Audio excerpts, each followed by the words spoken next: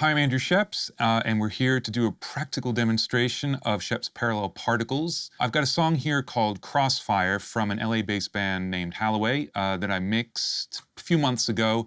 Really great band, self-produced record, and I'm going to show you just how versatile this plugin can be. I want to give you an idea of the source material we're going to be working with.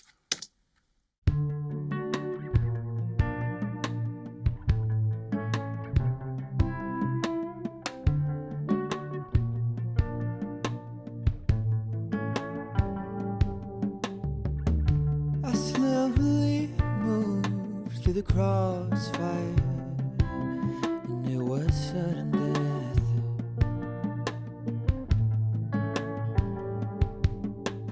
So we go on like that for a little bit, and then we decide to take your head off.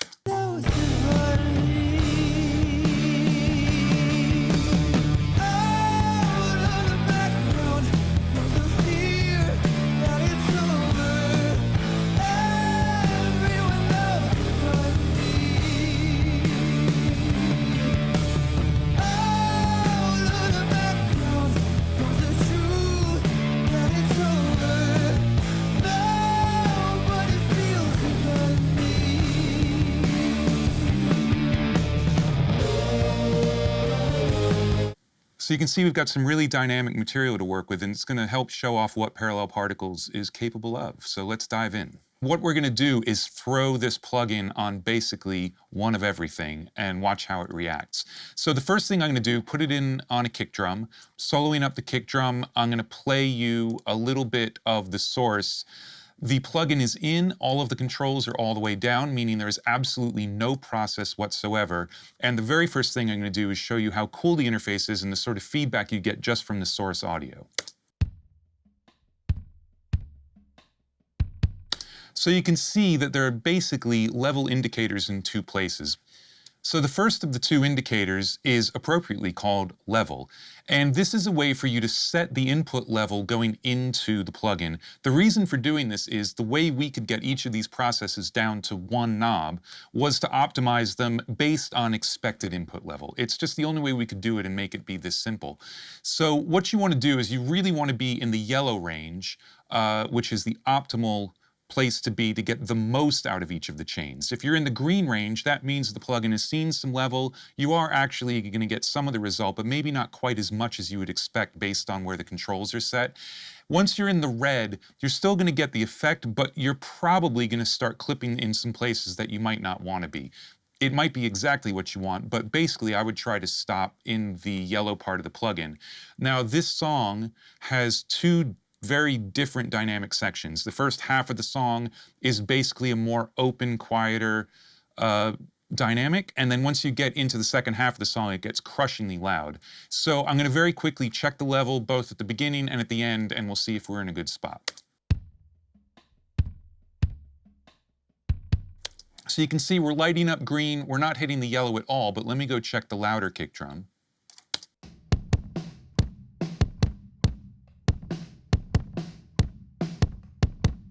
So you can see we're mostly in the yellow here. What I'm going to do is push up the input, see when we get to red, and then back it off a little bit. Just that way we'll get the most effect we can. One cool thing in this plugin is you can actually link the input and output controls. So this way, if I turn up the input control, we'll be feeding more level through the plugin, but the output control is going to come down by the exact same amount to keep unity gain through the plugin. So in this case, once we start cranking the processes, we're going to add some gain, and it's not really for you to be able to A-B with and without, because without, it will be quieter, but it's a great way, if you've already set up a balance, to keep the basic level of the source the same, but to be able to feed the optimum level into the four different parallel processes.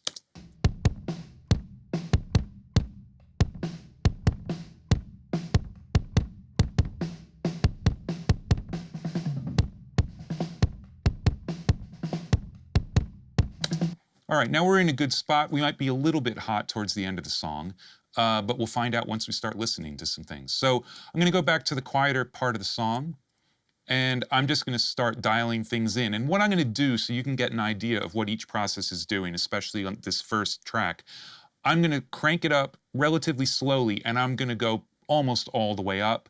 then I'm just going to mute the process. And this should give you a really good idea of what each process sounds like when applied to a kick drum.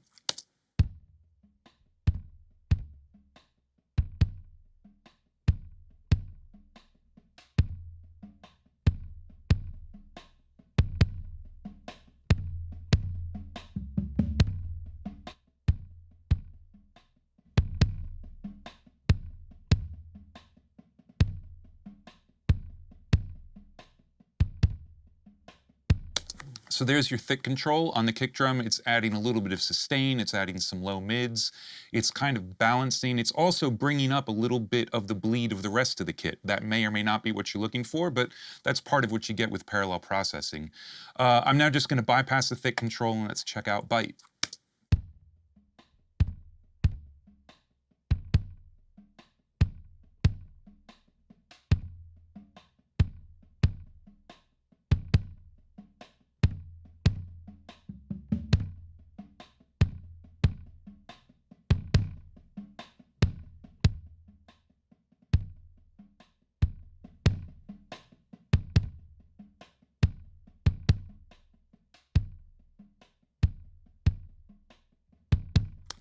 All right, now one of the things that you also might have noticed is that this core, as I refer to it, but you can call it anything you want, is not only an indication of the audio going into the plugin, but it's also an indication of what you're getting back out of the process. So there's a little bit more glow as you start to get more of the process happening, but then also for each process, there are some very specific indicators.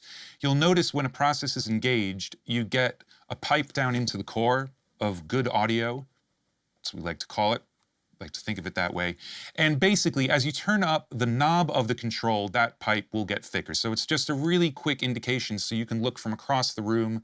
You can see not only the size of the ring around the knob, but you can also see the width of the pipe headed down into the core. You've got some idea of how much of the process you're actually using. Now, I'm going to hit play again and watch those pipes light up. And what they're actually showing you is where the process is taking place. So you'll notice that the thick and the bite actually have slightly different ballistics because the bite is a little bit faster process.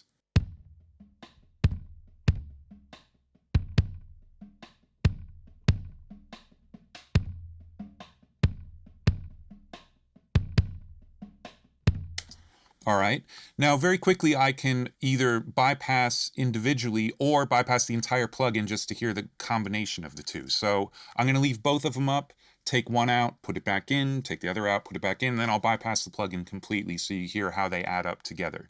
And I'm going to dial it back a little bit. Even though we won't get as much visual indication between the two of them, I think we'll probably be in a pretty good spot.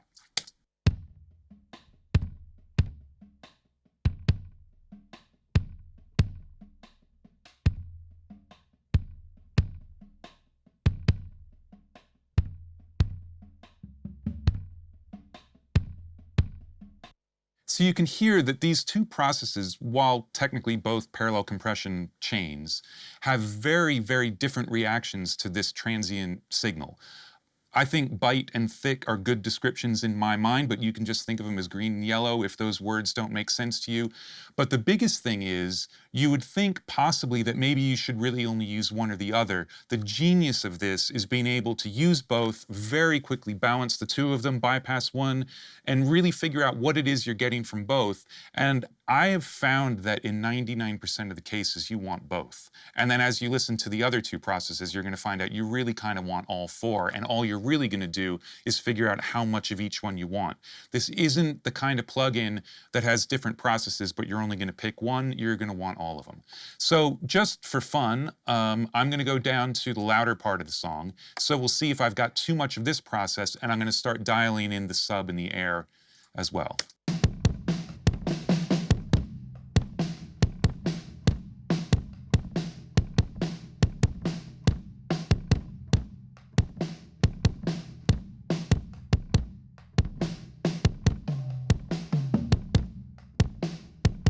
So I'm going to pull these back a little bit because you can see the center of the core is actually turning red, and it's just a great way to show you you're clipping within the process. It's not necessarily a bad thing, but if you're trying to be good about stuff, then you can either pull your input level down a little bit, which will change the sound of the process itself, or you can change the amount of the process you're adding back into the signal. One thing to keep in mind is that the process itself is dependent upon the input level going into the plugin, and that's why this level indicator is up here. Once you've got that set, these knobs are basically the returns of the process. Turning them up and down will completely change your sound, but it's doing it by blending in a different amount of the process. The process itself doesn't change. So it stays very, very consistent, and you just decide how much of it you want. The bite and thick outputs are mixed in with the original signal before we go off into the air and sub. The reason for this is that you've just made the sound so much better. That's what you want to use as fodder for the harmonic synthesis. So on this kick drum, I'm going to go ahead and start dialing in some air and some sub, but I'm going to leave the thick and the bite in because at this point we've decided this is how we want our kick drum to sound.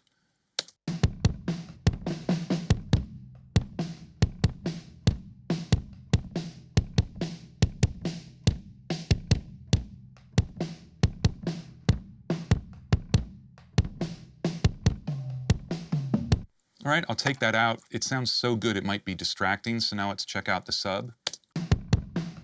Now before I go here, I just want to point out one extra control here, is that the sub actually does have a frequency control. And we go from 32 Hertz all the way up to 80 Hertz, so you can kind of center where you want this harmonic generation to happen. It's not a notch filter. You're getting sort of a glow of lower harmonics based on your input signal, but this will help center that bloom of low frequency energy.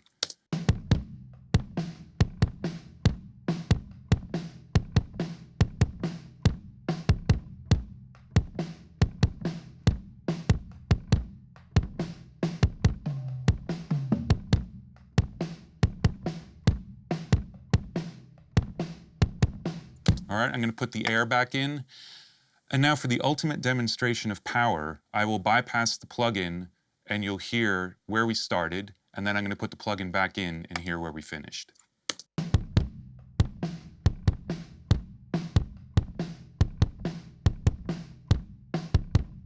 All right, on the face of it, it's a pretty good sounding kick drum, well recorded, and here's what happens with parallel particles.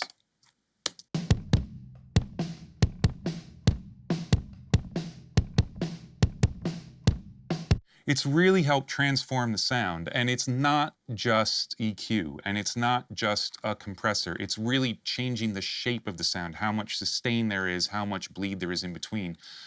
But Andrew, you're probably thinking, that's fine for a kick drum, what about a snare drum? So I'm going to go ahead and leave this in on the kick, and let's open up another parallel particles that's on the snare. So on the snare track, the very first thing I'm going to do is make sure that the plugin is operating somewhere in its optimal level.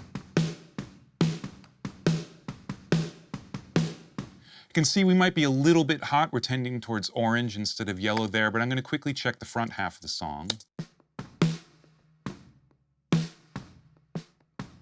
We can actually stand to come down a little bit. I've got my input and output linked. I can pull this down just a little bit. And now let's start adding some controls to the snare.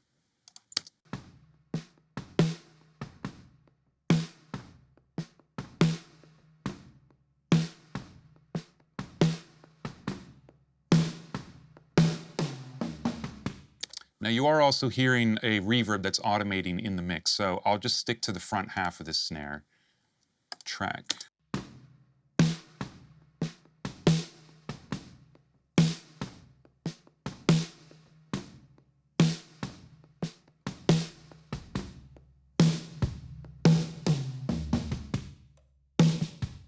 So you can hear that the snare track is actually getting some sub. The sub circuit will react to frequencies higher than you would think of as sub. It's this more subharmonic in the sense of it's lower than the frequencies that are going into it. In this particular case, I'm not going to bother with the sub, but I would say that the air is doing a ridiculous job of giving you a lot more of the sound of the snares and air around the snare drum without bringing up anything that's terribly harsh. So I'll quickly play the snare and I'll bypass on bypass so you can hear the difference with all three of the processes we're going to keep around here.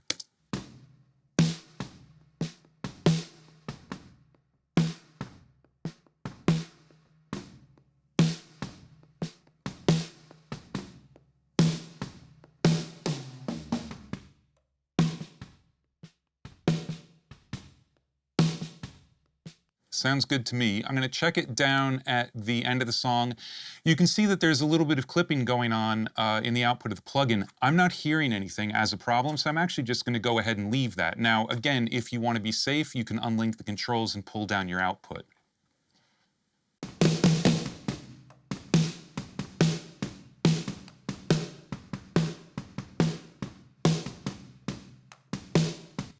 So keep in mind, because we have these different gain stages, we've got the input control, which is the input through the plugin, but it's also how much gets to the parallel processes. Then we've got the output control, which is how loud is the combination of all of the parallel processes and the original signal going to be. And then you've got these return knobs for how much of the process do you want mixed in. I like the balance of the processes, and just using the output control, it is literally just an output control. Nothing changes about the actual sound of the snare drum. But what happens if we use it on more of a melodic instrument? So let's check it out on the bass.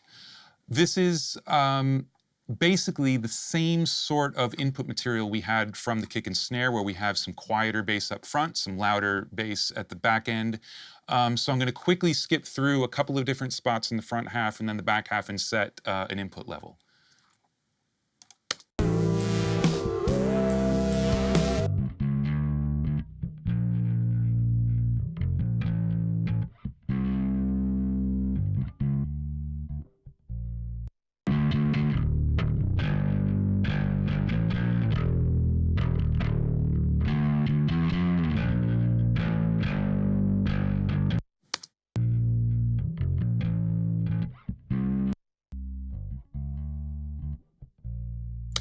So this bass is dynamic enough. It's something where I might want to split the track up to have a very easy way to have two different sets of settings, or I could automate my input control. For the purposes of the demo, I'm not even going to bother, and let's see if we can get some settings that work all over the place. So let's start in the medium level distorted bass area, and I'm going to start with thick and bite. We may not need quite as much of these parallel compressors as we did on the transient material, but I have a feeling they're going to sound pretty good.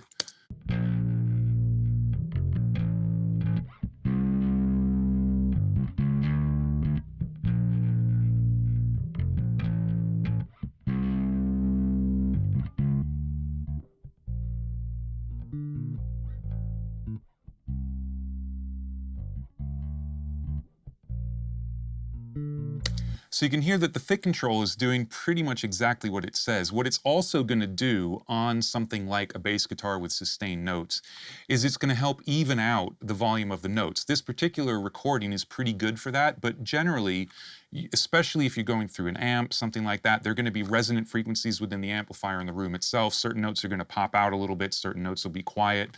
And this thick control will really help sort that out by having a compressed version running right alongside, and as you blend it in, it averages out the level of the different notes. Now let's check out bite.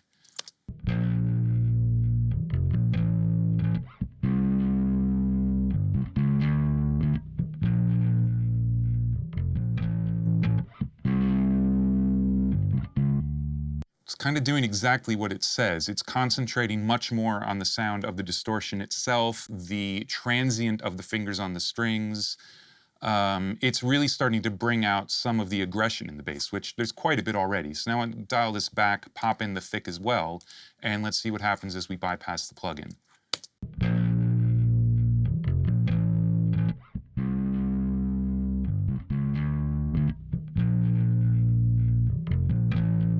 Now again, we're getting a little bit of a clipping indicator out of the core of the plugin. I don't mind that because this is a distorted bass, and when we're in the clean part of the bass track, I'm not seeing any clipping, I'm certainly not hearing any. So I think we're good there. Let's just check the even louder distorted bass that happens later on.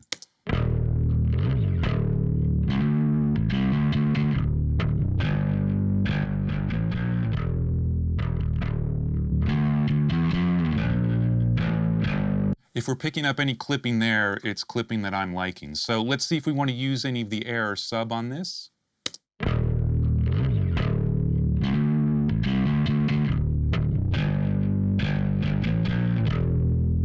So you can hear that it's really starting to bring out the string noise. It's sort of in that same area that the bite is working on. I think I like the way the bite is bringing it out more than the air. So I'm basically going to dial in just a tiny bit of the air and let it go, and we'll listen to the quiet spot.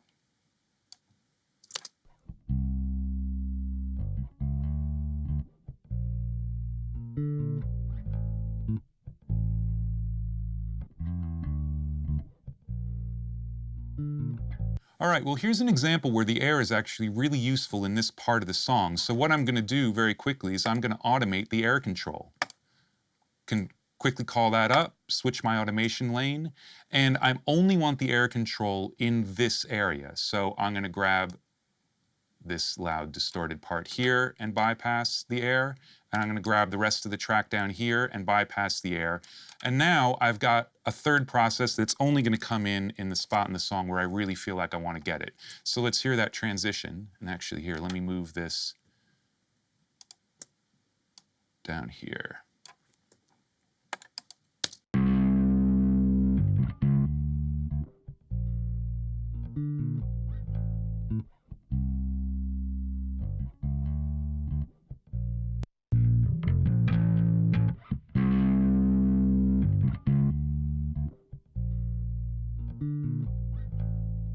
Let's see if the sub is needed. Once again, it's well recorded. I don't know that we need it, but you'll hear immediately what it's doing.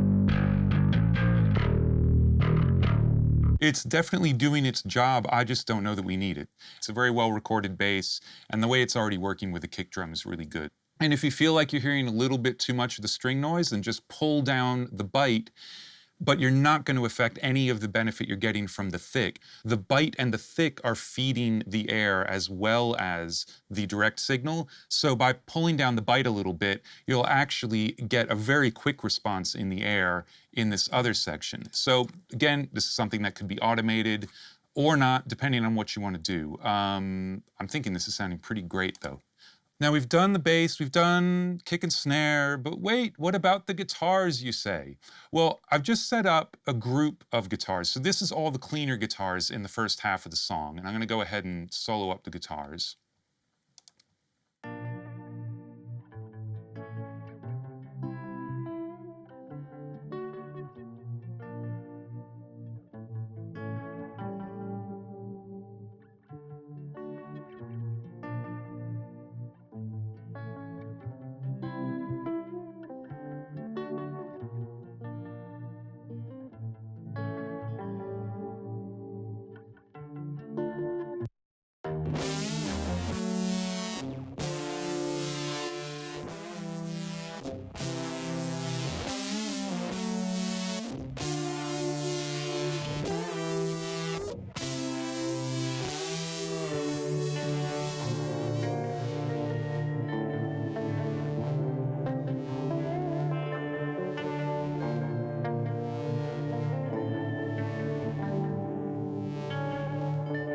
So you can hear that these controls are having basically the same general effect on groups of instruments as they do on individual instruments, on sustained instruments, or transient instruments. The source matters because it obviously will define how the process responds to the input, but the character of what you get back is always in that same spot. The bite is always going to be more about distortion, mid-range, attitude, transient. The thick is always going to be about maybe some lower mids. It's going to be about evening out control, length, that kind of thing. And the air and the sub are always about the air and the sub.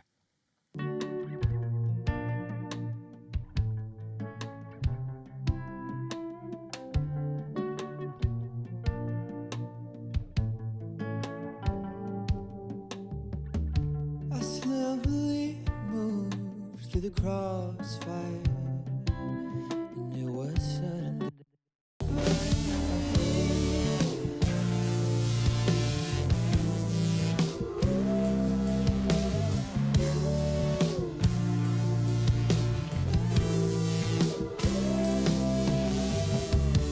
When you show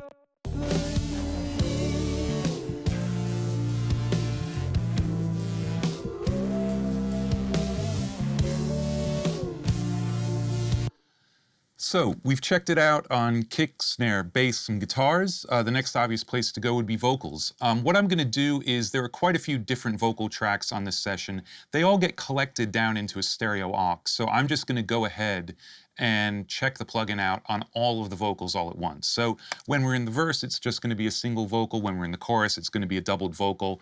And I'm going to find a setting that's going to work in all cases. I'll start by going towards the end of the song, and again, we'll set the input level, and then we'll go from there.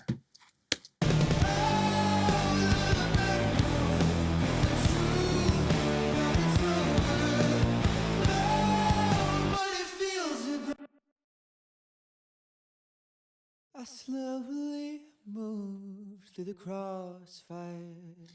So what I'm going to do now is I'm going to, just within the verse, start cranking up the bite and the thick. We'll check out some air, and then we'll see if we've gone too far for the chorus, which I doubt we will. You can't really go too far, can you? You can never have enough of this. I was put on a stretcher to move along, so I could carry on.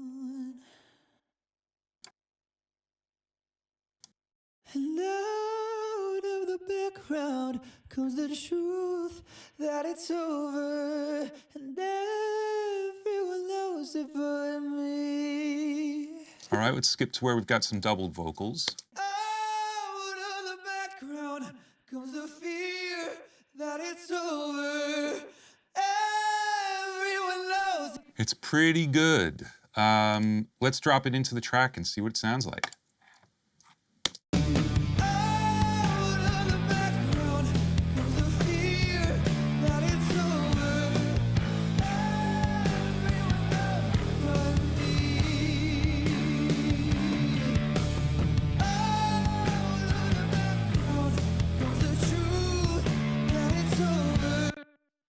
So this really points out some of the cool stuff about the parallel compression chains. Not only is it making it thicker and giving it more bite, but really what it's doing is it's making the vocal a lot more intimate, because what it's bringing up in the spaces are the breaths and the releases, and you can really hear the air escaping from his mouth at the end of words and things like that. Now, obviously, it's a personal preference how much of that you want to hear, and you can dial it in. The bite is going to give you a lot more of the faster transient stuff. The thick is going to give you a lot more of the body, so you can just play with the balance of those. Then the air is going to pick up that vocal and start accentuating some of those upper harmonics. But it's pretty awesome. I think it makes a huge difference in the feel of the vocal, and that's the whole point. So last but very not least, let's check out parallel particles on an entire mix. So I'm starting with a standard stereo instantiation here. The only difference is I've got my input control almost all the way down because I'm cramming one of my very loud mixes into it. Now, of course, my mix was perfect before we started, so it's a little unfair. I am joking. But you can hear, as we're dialing in these controls, it feels like we're making really subtle changes. But then as I bypass this plugin, the changes are massive. So let me run to the top of the song at the quietest spot, and I'll just bypass, unbypass, and we'll jump to a couple different sections of the song, and you can hear it. It's a little over the top, but it's the best way to hear what happens.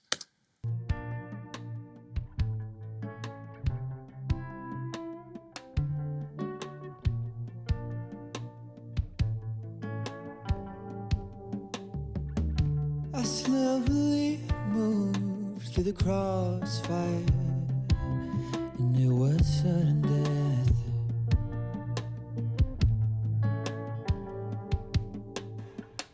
I was put on a stretcher to move along, so I could.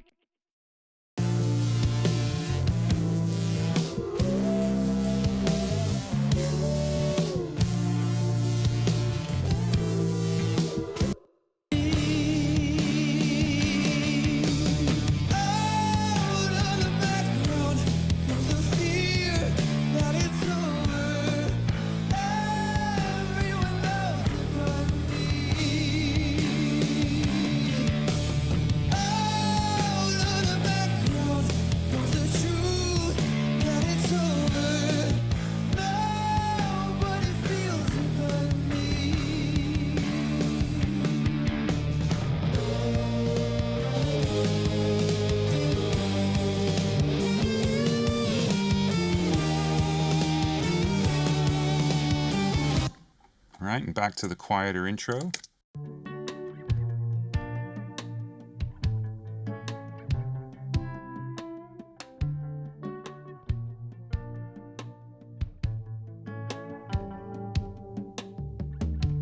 So that was all pretty drastic, but let me pull the controls back, because let's say you've got a mix that's pretty together, or a mix you've done previously before you were lucky enough to get a hold of this plugin, and just see in a little bit more of a mastering environment what you can get out of a mix by just adding a tiny bit.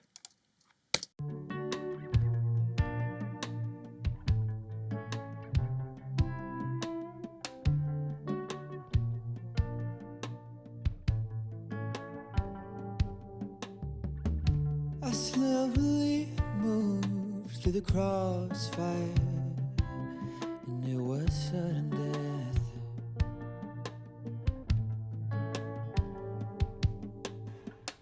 I was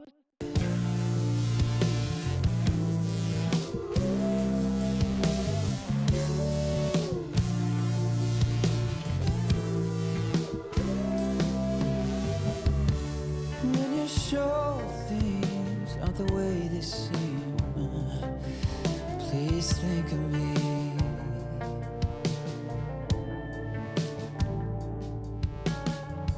And I'll try to hold you, protect you, and keep you from the darkness.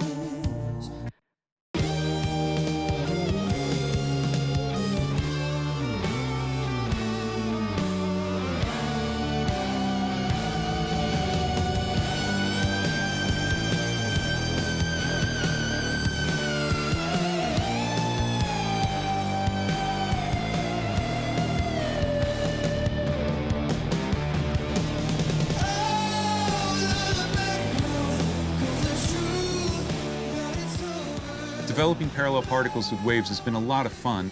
I just love how easy it is to get these processes applied to individual elements, groups of elements, the whole mix. Make sure to use it on lots of different stuff. Really check it out, and I hope you like it as much as I do.